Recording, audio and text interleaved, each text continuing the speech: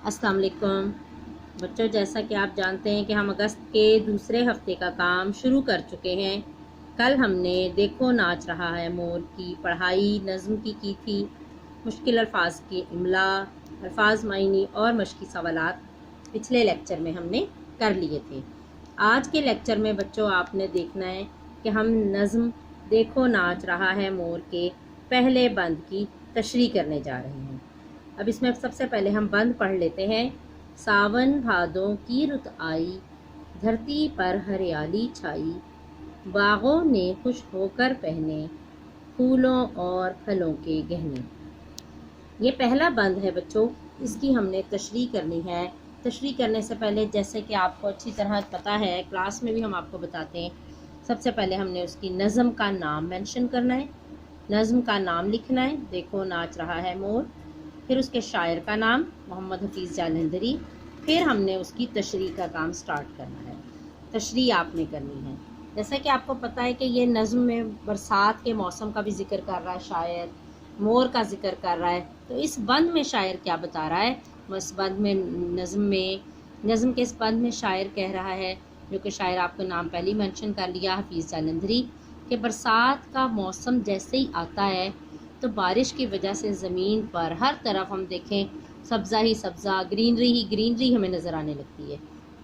यानी जो सूखे दरख्त, पत्ते, पौधे होते हैं वो सब बारिश के पानी की वजह से बहुत ही ज़्यादा सरसब्ज़ और शादाब हो जाते हैं। बागों में ऐसे लगता है कि बिल्कुल बहार आ चुकी है, हर तरफ फूल खिले हुए हैं, हर तरफ फल नज़र आ रहे हैं, और ऐसे लग रहा होता है कि जिस तरह के औरतें जेवर पहनकर खूब तैयार होती हैं, सजती हैं, संवरती हैं, बरसात के मौसम में ऐसे लगता है कि बागों ने भी जेवर पहन लिया है। जेवर बागों का क्या होता है? आप लोग पढ़ा है इसमें आपने कि जेवर बागों का जो है वो फूल और फल हैं, उसके खूबसूरती फूलों और फलों की वजह से आ रही है। तो फिर शायर ने उसको तशबीह किससे दी है? शायर ने तशबीह उसको औरतों के जेवरात से दी है। कैसे लगता है कि फल और फूल जो है बागों के, ऐसे लगता है जैसे कोई औरत ही सज संवर के जेवर वगैरह पहन के, ज्वेलरी पहन के तैयार होकर आ गई है।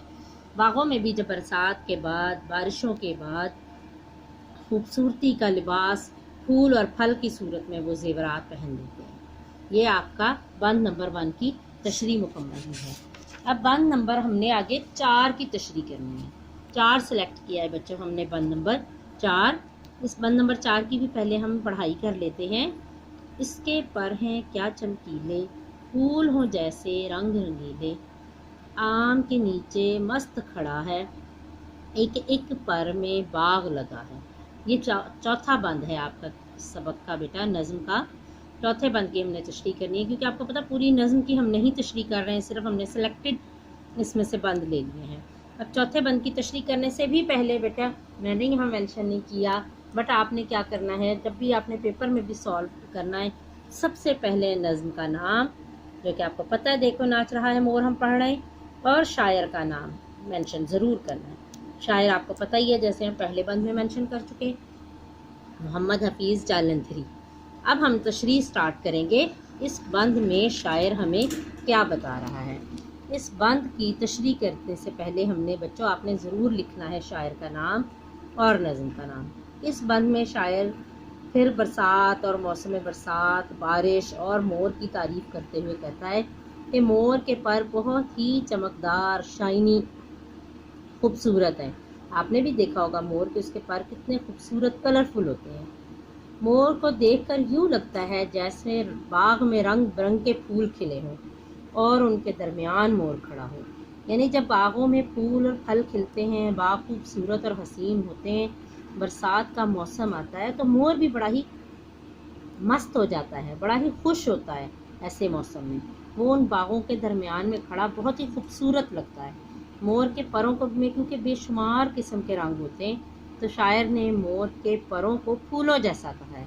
जैसे कि हम बाग में देखें कलरफुल फ्लावर्स होते हैं, फूल होते हैं, रंग बिरंगे होते हैं, इसी तरह मोर के पर को भी आप गौर करें तो उसमें भी मुख्तलिफ़ किस्म के हमें रंग दिखाई देते हैं।